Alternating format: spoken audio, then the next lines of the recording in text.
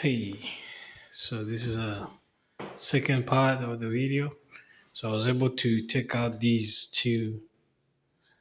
um, these two pieces of the window that held. These two held tight. This side. This lower sash. Um, so uh, I'll have to use this tool so I can take it out.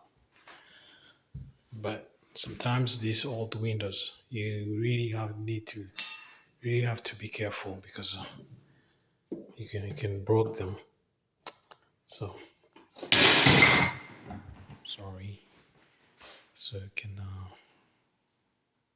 either broke the frame or the window itself.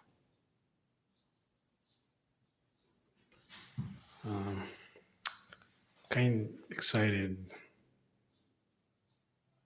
when this all will be done and really nice paint and everything. It will be great. So